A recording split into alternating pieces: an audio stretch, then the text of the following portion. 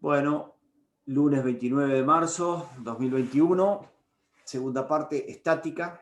Vamos a compartir pantalla.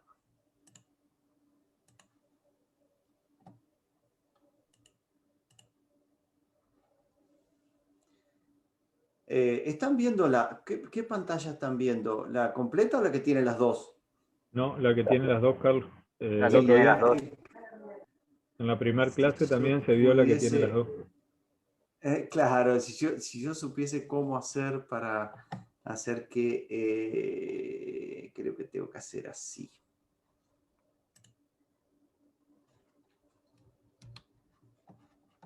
Vamos a,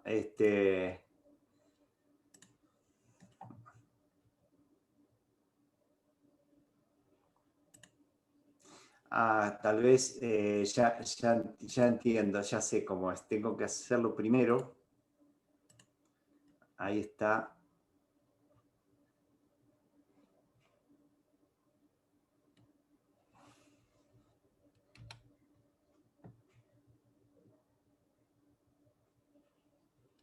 No puedo, me tapa el Zoom. Me corro el Zoom para este lado. Perdón, pero quiero ver si logro hacerlo bien.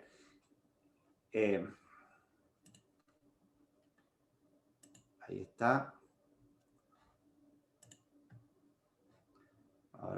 Ahora voy al Zoom y comparto pantalla.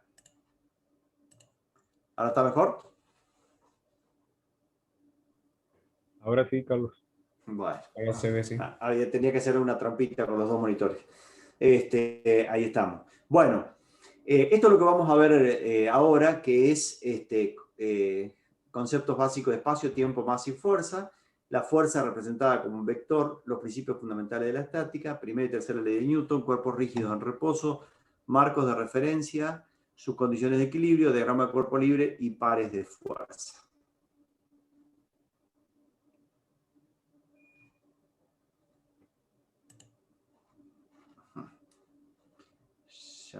Ya estoy.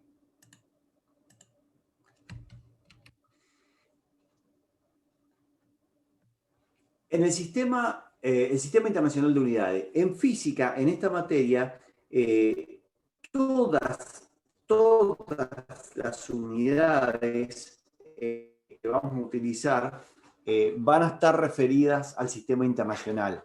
Es decir, las unidades es obligación utilizarla, digamos, solamente las unidades que acepta el sistema internacional de unidades, o el CIMELA, que es el Sistema Métrico Legal Argentino. Ahí les puse ahí abajo un enlace que es una publicación que hizo un profesor de acá, de nuestra facultad, en la editorial de la UTN. Así que, digamos, tenemos, salvo raras excepciones, como el caso de kilogramo fuerza, que lo pueden llegar a utilizar en digamos, la parte de ingeniería civil, más que nada, pero en general utilizamos el sistema internacional de unidades. Hay que tener muy bien en cuenta eso. Bueno, pueden, como les dije, interrumpirme en cualquier momento si no avanzamos. Magnitudes escalares y vectoriales, repetimos lo que dijimos hace un rato, una magnitud es escalar cuando queda definida solo por un número. Y es vectorial cuando para definirla es necesario reconocer además del número, o sea que vendría a ser en este caso el módulo, una dirección y un sentido. Fuerza. Es difícil definir, es muy difícil definir qué es una fuerza, pero podemos ensayar y aceptar esto que es una interacción entre dos cuerpos o entre el cuerpo y el ambiente. Digamos, una fuerza que puede ser un tirón, un empujón, pero en realidad siempre es una interacción. Entonces, una fuerza es una interacción. A partir de hoy yo voy a necesitar que la cabeza de ustedes esté muy preclara en el sentido de que tienen que empezar a verlo ustedes en su imaginario, ver el tema digamos, de observar estas fuerzas. ver los cuerpos y cómo están trabajando. Vector es una expresión matemática que posee magnitud, dirección y sentido. Se suman por la ley del paralelogramo que estuvimos viendo hoy, se representan por flechas y se los denomina con letras con una flecha encima. Un sistema de fuerza es concurrente para el que existe un punto en común para todas las rectas de acción de la fuerza. O sea, si todas las fuerzas coinciden en un punto, se dice que el sistema de fuerza es concurrente. Y la resultante es la expresión más simple que pueda reducirse de ese sistema. Esa resultante reemplaza al sistema de las fuerzas concurrentes. Entonces, si yo tengo varias fuerzas, pero todas concurren a un punto, yo puedo aplicar funicular, paralelogramo, puedo o sumar como sumábamos hoy, y obtenemos una fuerza que reemplaza todas las otras. Ahí tenemos la resultante. El concepto de resultante es que es una sola que reemplaza todas las otras. Bueno, esto que lo van a hacer 1.000.000 de veces es lo que necesito que lo tengan muy en claro. Y voy a repetir lo que dije hoy. Semieje positivo de las X. ¿Por qué semi? Porque del 0 para la derecha. Entonces, semieje positivo de las X. Ahí arranco a medir el ángulo. Entonces, el ángulo, si yo de la fuerza F quiero sacar la proyección o el componente de esa fuerza en el eje X, entonces yo lo que tengo que hacer es multiplicar por el coseno. ¿Por qué? Porque la función coseno, y la tienen que tener cuando no puedan dormirse de noche, repítanlo así para ustedes, el coseno de un ángulo es el cociente entre el cateto adyacente y la hipotenusa. El seno de un ángulo, la definición del seno del ángulo es cateto opuesto sobre hipotenusa. No pueden dudar de esto. Cateto adyacente sobre hipotenusa, cateto opuesto sobre hipotenusa para la componente en I. O sea, para la función seno opuesto y para el coseno adyacente. Entonces no le van a errar más. Si el ángulo está al lado de la fuerza, es coseno. Esta fuerza es coseno. Si el ángulo está enfrente, si la tenemos digamos enfrente a la proyección, perdón, a la componente, es seno. Además, si ustedes respetan del semieje positivo de las X, cuando acá les va a dar los dos positivos. Cuando pasen los 90 grados, van a ver que el coseno ya les empieza a dar negativo.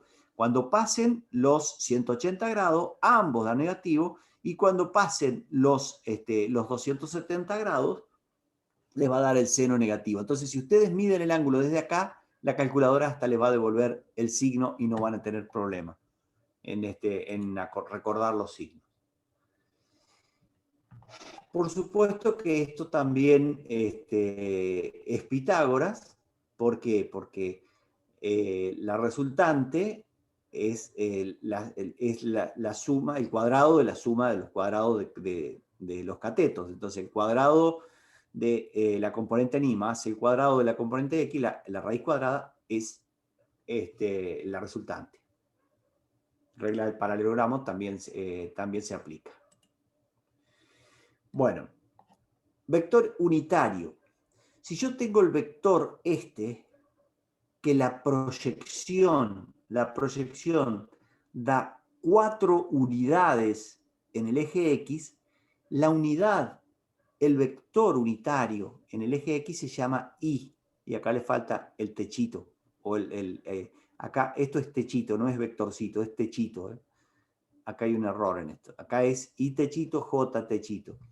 Entonces, no acá, bueno, sí, también, digamos, acá es 4 unidades en el eje X y 3 unidades en el eje Y. Entonces, a ustedes en los problemas van a ver esto, y esto les está representando este eje en el plano XY. Si además acá tiene más tantas unidades de K, significa que también ese vector está en el eje, está en el espacio, no solamente está en el plano, sino que tiene unidades en z también. Bueno, ¿alguna pregunta con vectores? Si no, vamos a la primera ley de Newton. También conocida como, digamos, principio de Galileo o ley de inercia, también es conocida como ley de inercia. ¿Por qué Galileo? Porque Galileo fue el primero que dijo, hasta Galileo se pensaba que para tener un movimiento sí o sí había que aplicar una fuerza. No estaba el concepto de la inercia.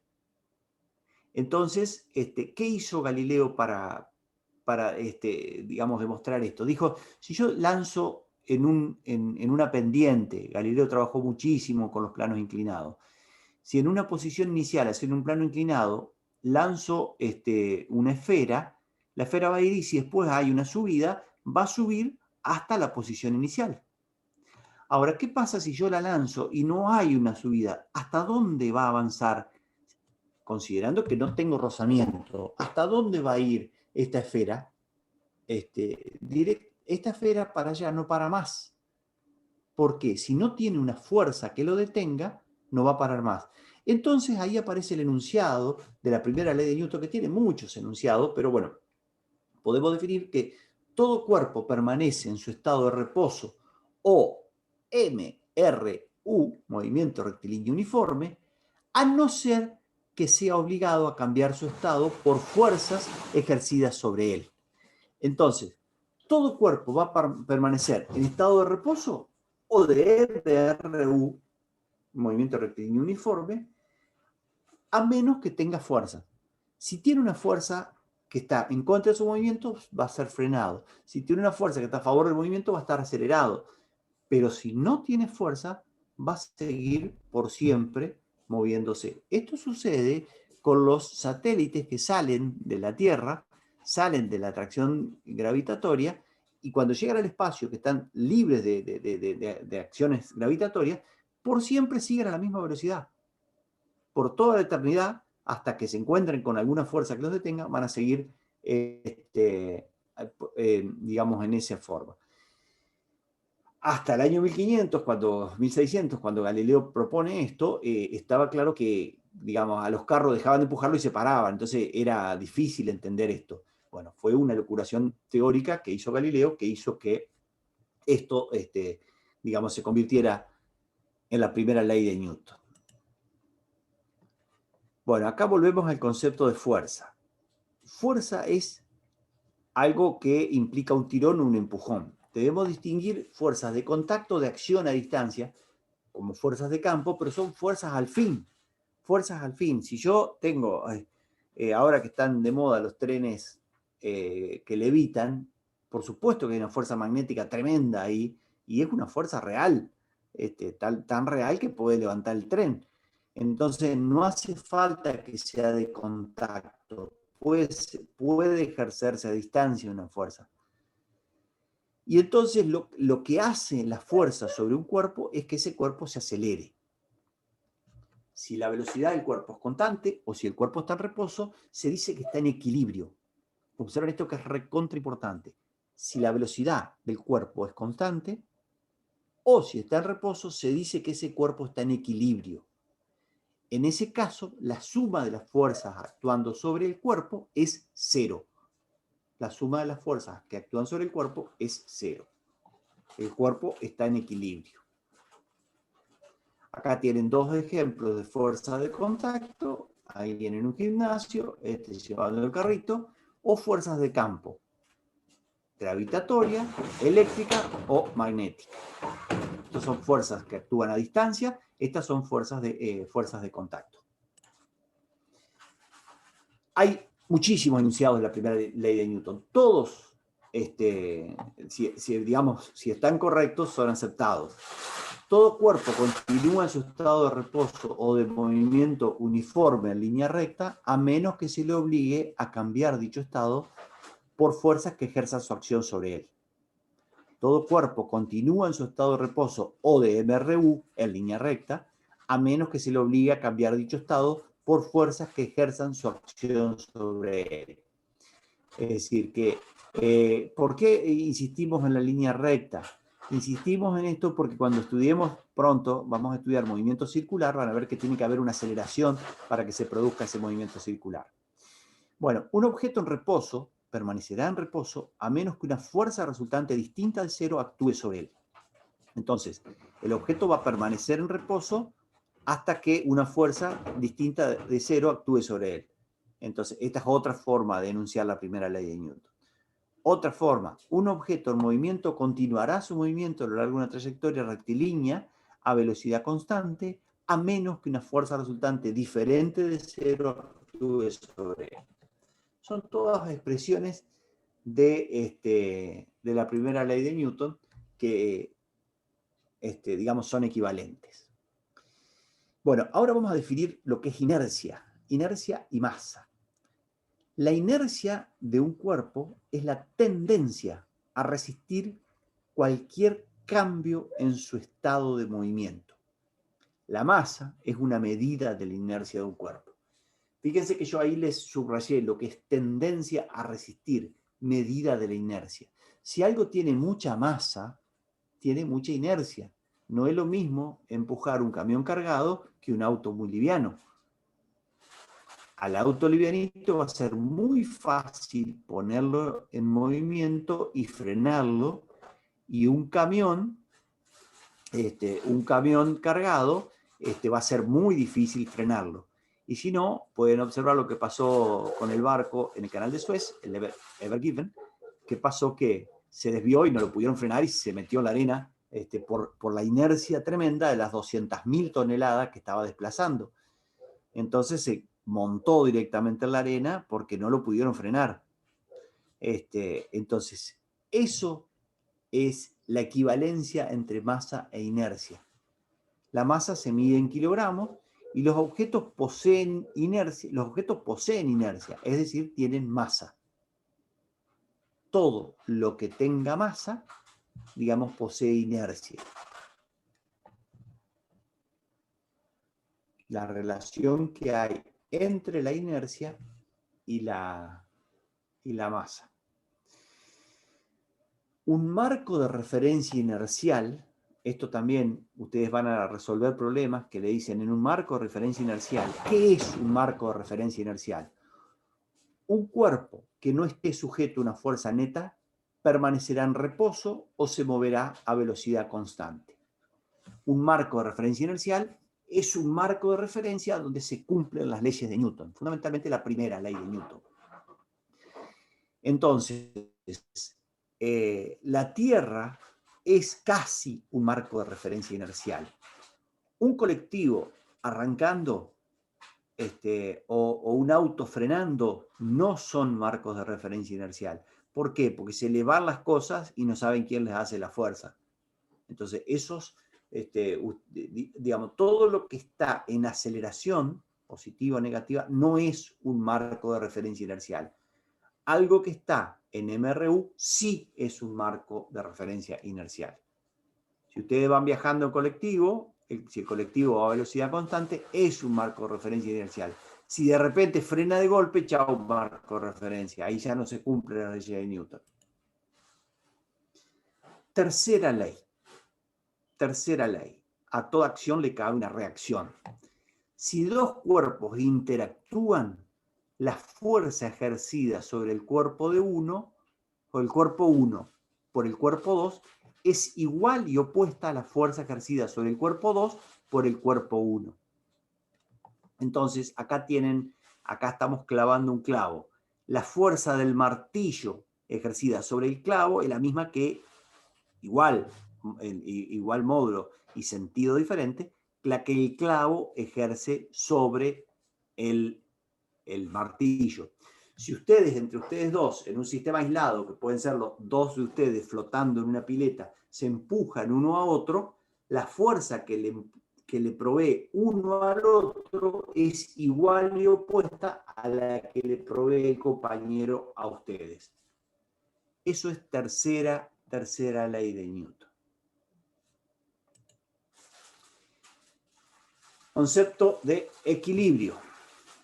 Si hay preguntas, avísame, Martín, porque veo que se mueve el chat y o si están charlando, si no, sigo. Sí, Equilibrio. no, está bien, Carlos. Sí. Perfecto. Cuando las fuerzas que actúan sobre un cuerpo suman 0, se dice que está en equilibrio traslacional. Si el cuerpo está en reposo, está en equilibrio estático. Mientras que si se mueve, con velocidad constante, está en equilibrio dinámico. Entonces, ¿qué es como les dije hoy, un colectivo yendo a velocidad constante? Equilibrio dinámico. La fuerza que está haciendo el motor simplemente está venciendo todos los rozamientos del aire, de la carretera, de todos los rozamientos, está venciendo para mantener velocidad constante. Eso sería un equilibrio dinámico. Y este cuerpo apoyado sobre la mesa sería un equilibrio estático. Fíjense que tenemos un peso y una normal. Un peso y una normal. Técnicas para la resolución de problemas.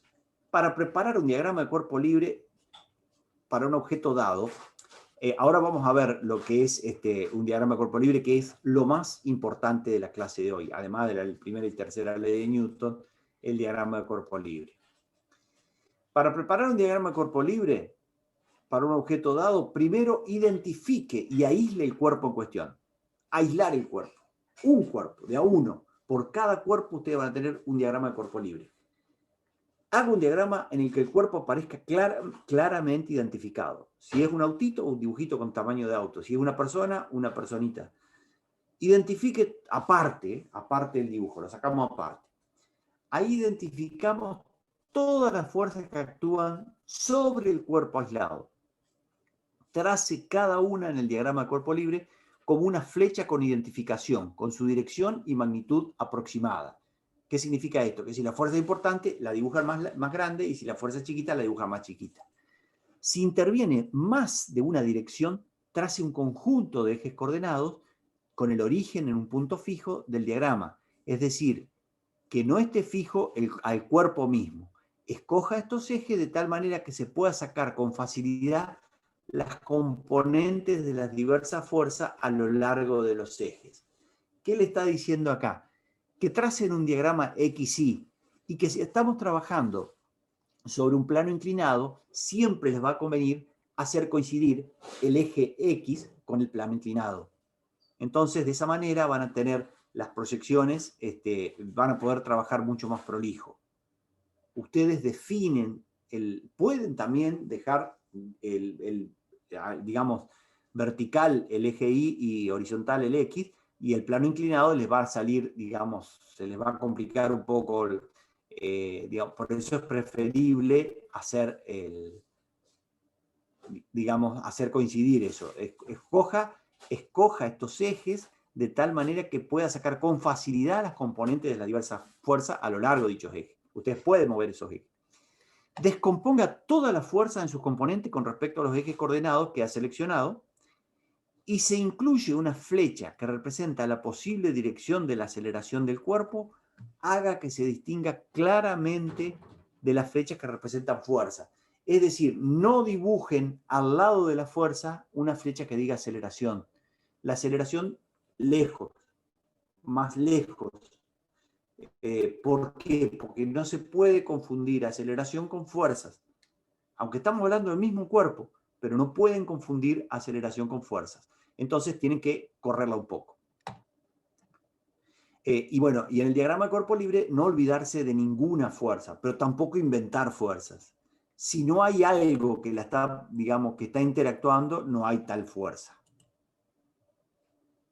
Bueno, equilibrio de un cuerpo rígido. Para que un cuerpo se encuentre en equilibrio estático, es necesario que las fuerzas y los momentos externos se encuentren balanceados de tal manera que no puedan impartir traslación ni rotación. Ahí ya estamos hablando de cuerpo. Cuerpo significa algo extenso. Digamos, una cosa es un punto y otra cosa es un cuerpo. Si estamos hablando de un cuerpo rígido, tenemos que considerar momento. Una barra, por ejemplo, ya es un cuerpo. Entonces, ahí vamos a considerar momento, que ya vamos a llegar a eso. La condición necesaria y suficiente para que un cuerpo se encuentre en equilibrio estático es que la resultante de fuerzas y momentos de todas las fuerzas externas formen un sistema equivalente a cero. Entonces, para que un sistema esté en equilibrio, las fuerzas, la sumatoria de todas las fuerzas externas tienen que ser igual a cero. Sumatoria de fuerza igual cero. Esto significa sumatoria de fuerzas en X igual cero, sumatoria de fuerzas en Y igual cero y sumatoria de fuerzas en Z igual cero. Y también sumatoria de momentos igual cero, que ya vamos a definir, esto estamos simplemente adelantando, que momento igual a cero para los cuerpos rígidos. Y vamos a ver algunos ejemplos de diagrama de cuerpo libre. ¿Qué es lo que tienen que hacer ustedes? Ustedes tienen este ejemplo acá. Entonces, el diagrama de cuerpo libre lo tiene el semáforo acá. Hay una cuerda interactuando con el semáforo. Entonces, está la tensión de la cuerda y el peso del semáforo. Eso es todo lo que pasa acá. Después acá hay tres cuerdas en realidad, trabajando. Entonces, cada cuerda tiene su tensión. Recuerden que las cuerdas solamente tienen tensión. Pueden tensar. Y ahí tienen el diagrama de cuerpo libre del nudo que une los cables.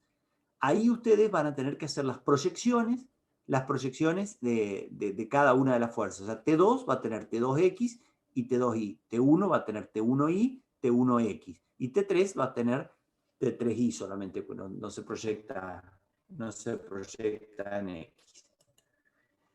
En un plano inclinado, fíjense, tienen el plano inclinado, tienen el ángulo. Fíjense que el eje X va a tener el mismo ángulo que el plano inclinado. Eso es importantísimo.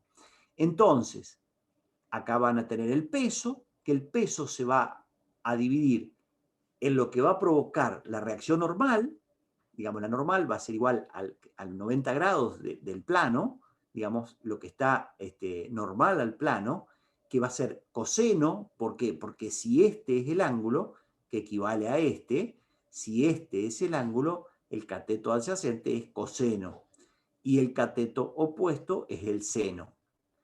Entonces, ustedes acá tienen la normal, que es la respuesta al peso que está apoyado sobre el plano. Después van a tener una fuerza que no tiene con quién, salvo si no tiene rozamiento, en este que después puede aparecer rozamiento, entonces ahí va a aparecer una aceleración. Entonces fíjense que la aceleración la van a dibujar más lejos, no junto con la fuerza. En el mismo dibujo, pero alejada, para no mezclarse.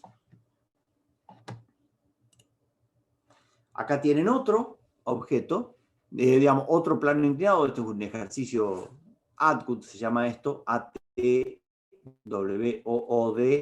Atwood, digamos que es parecido a la máquina de Atwood, que vamos a hacer con Martín más adelante, que es una, digamos, en realidad es una polea fija, que lo único que hace es cambiar la tensión. La tensión esta es la misma, que hay acá y acá es la misma, lo único que cambia de dirección. Acá tenemos el diagrama de cuerpo libre del cuerpo M1. Bueno, cuando hay dos cuerpos es muy importante ponerle su índice, M1 y M2, no se equivoquen de eso. Entonces, pues tenemos M1 por G, M2 por G. Y la T y la T es la misma porque es la misma tensión.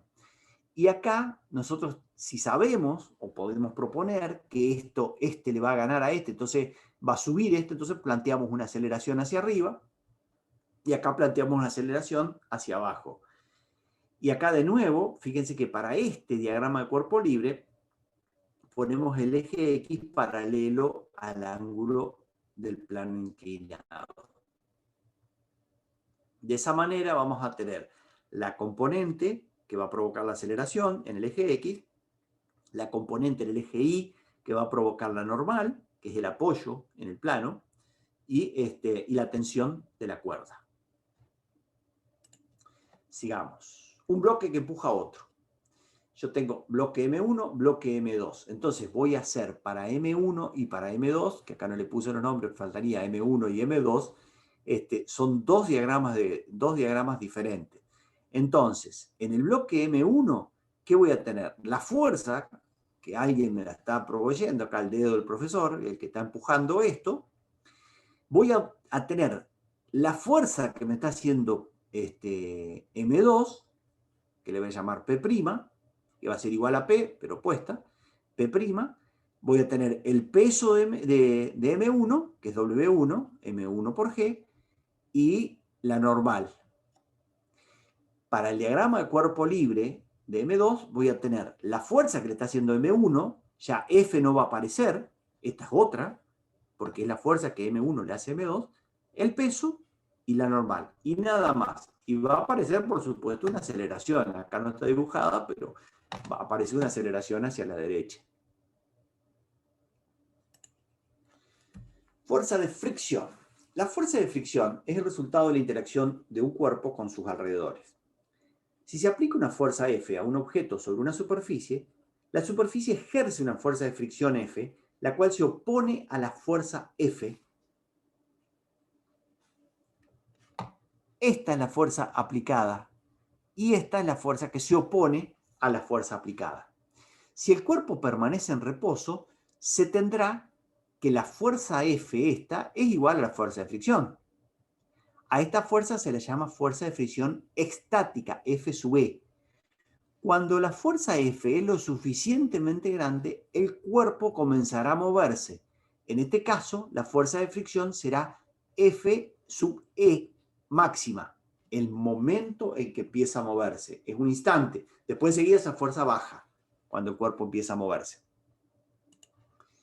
Ahí aparece la fricción cinética. La fuerza de fricción cinética, F sub C, se presenta cuando el cuerpo está en movimiento. En general, la fuerza de fricción cinética es menor que la fuerza de fricción estática, F sub E máxima. Entonces, ¿cómo es esto? Esto ya está en movimiento, la fuerza esta está compensando la fuerza cinética, pero el cuerpo se mueve a velocidad constante. Si esta fuerza es mayor que esta, el cuerpo va a acelerar. Fíjense, arrancamos con módulo de la fuerza 0, no pasa nada. Empiezo a subir la fuerza, el cuerpo no se mueve, hasta que llega a este punto que acá rompe el movimiento. Ahí empieza a moverse. Enseguida baja la intensidad de esa fuerza y yo puedo mantener el cuerpo en movimiento con menor fuerza. Lo pueden, entonces definimos una región estática y una región cinética. Esto lo pueden perfectamente, digamos, comprobar arrastrando lo que sea, digamos. Ustedes pueden corroborar esto. Característica de la fuerza de fricción. Experimentalmente se encuentra que tanto la fuerza estática máxima como la fuerza cinética entre dos superficies son proporcionales a la fuerza normal. Las siguientes observaciones se cumplen. La dirección de la fuerza de fricción estática entre cualquiera de las dos superficies de contacto se oponen a la dirección de cualquier fuerza aplicada y puede tener valores que son la estática menor o igual a un cierto mu que se llama coeficiente de fricción estática, mu sub E, por la normal. Entonces, la fuerza de fricción estática es mu sub menor o igual, porque empieza al 0, mu sub E por n, donde mu sub E es el coeficiente de fricción estática y n es la magnitud de la fuerza de la normal. La dirección de la fuerza de fricción cinética que actúa sobre un objeto es opuesta a la dirección de su movimiento y está dada por fricción cinética mu sub c por n, donde mu sub c es el coeficiente de fricción cinética. Los valores mu estático y mu cinético dependen de la naturaleza de la superficie y mu cinético generalmente es menor que el estático. Digamos, normalmente es menor el coeficiente de fricción cinético que el estático. Los coeficientes de fricción son independientes del área de contacto entre las superficies, pero sí dependen de la normal. Si ustedes están empujando un bloque y le ponen algo encima, por supuesto que la fuerza de fricción va a aumentar. Bueno, acá tienen un movimiento que está, digamos, tomado con fuerza de fricción. Fíjense, tenemos el peso, la normal, la tensión que le produce M2, acá le está produciendo una tensión, y la fuerza la fuerza que se va a descomponer entre una F coseno, que va a ser la que va a provocar la aceleración, y una fuerza seno que lo que va a hacer es aliviar el peso. Digamos, está trabajando sobre el eje, el eje Y. Entonces, acá lo que tenemos es que, digamos, la forma en que se está, digamos, se dibuja, se opone a la fuerza. Está mal si dicen que la fuerza de fricción se opone al movimiento. No, no se opone al movimiento, se opone al desplazamiento, que no es lo mismo. Cuando se desplaza, o sea, puede haber movimiento. Hay un ejemplo en el texto que yo les di para leer, que lo van a poder observar bien. La fuerza de fricción no se opone al movimiento. Y el ejemplo más claro que le da el texto que yo les di para leer es las cintas esas que te llevan normalmente en los aeropuertos, que uno se para encima y te lleva la cinta cuando hay que caminar mucho, entonces te alivia la caminata. Ustedes se mueven gracias a la fuerza de fricción, porque si no hubiese fuerza de fricción ustedes no se podrían mover. Entonces, no es que se oponga al movimiento, en ese caso favorece el movimiento, la fuerza de fricción. Sí se opone al desplazamiento. No sé si se entiende el ejemplo. ¿Sería No quiero como con los demorarme. cajeros del supermercado o no? Claro, exactamente. Fíjense, cuando te apoyan las cosas se van avanzan gracias a la fuerza, de fricción. Si le ponen la maldad, por ejemplo, pónganle una gotita de aceite o jabón, detergente ahí, la cinta va a correr y las cosas no se van a mover. ¿Por qué? Porque no hay fricción. La fricción es necesaria. En el caso de los neumáticos y el asfalto, es una fricción estática. A veces les cuesta entender eso, que es una fricción estática entre el neumático y el asfalto. Pero si digamos, ustedes ponen aceite, el neumático va a girar y no avanza. ¿Por qué? Porque no hay fricción. En ese caso, la fricción es sumamente necesaria para que avance. Si ustedes pudieron caminar alguna vez sobre una superficie de hielo, ahí no hay rozamiento y no pueden avanzar. No pueden avanzar porque no tienen la fuerza de fricción.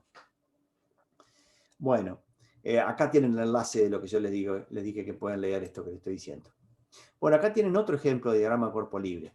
En este caso ya es un cuerpo extenso. Entonces acá va a haber momento porque acá tienen brazos. Entonces, fíjense que este peso lo ponen con la distancia correspondiente y el ángulo, no tienen que olvidarse el ángulo. El peso de todo esto va en el centro de gravedad, de toda esta barra va en el centro de gravedad, y después las reacciones que provocan de acuerdo al tipo de apoyo. Eso se los va a explicar más cuando hagan digamos, ejercicio. El primer paso en el análisis de equilibrio estático de un cuerpo es identificar todas las fuerzas que actúan sobre el cuerpo. El diagrama cuerpo libre, o sea, todas las fuerzas que actúan sobre este cuerpo hay que identificarlas. Si les dice una barra sin peso, desaparece esto. Si la barra no tiene peso o es despreciable, desaparece eso. Seleccionar el sólido separándolo de la base de apoyo y se distingue de cualquier otro cuerpo y se grafica el contorno. Indicar el punto de aplicación, magnitud y dirección de las fuerzas externas, incluyendo el peso, y las fuerzas externas desconocidas consisten normalmente en reacciones, las que se ejercen en los puntos en que el sólido está apoyado o unido a otros cuerpos. El diagrama de cuerpo libre debe incluir también las dimensiones, las que permiten calcular los momentos, cuando lleguemos a calcular momentos. Así que el diagrama de cuerpo libre es separar. Ustedes tienen así una cosa real, lo que hacen es dibujarla y dibujarla esquemáticamente con todas las medidas y después trazar el diagrama de cuerpo libre. La tensión, T, el peso, acá, y las reacciones en X y en Y. Las dimensiones, después para calcular momentos. Bueno, y por último, tenemos estos dos cilindros. Este es un ejemplo clásico. ¿Cómo hacer acá digamos, de estos dos cilindros llevados por la máquina? Digamos, en el caso del cilindro A, tenemos el efecto de la hoja que está apoyado ahí sobre A, el efecto de la gravedad que actúa sobre el cuerpo A. Después, la reacción, el efecto de la horquilla inclinada, esta horquilla inclinada sobre A, y el efecto de B actuando sobre A. Esas son todas las fuerzas que está teniendo este cuerpo A. Bueno, y Carlos, último ejemplo, acá tienen otro también. Sí, escucho, Martín. en el diagrama anterior, que están los dos caños, a ver si lo pueden ver.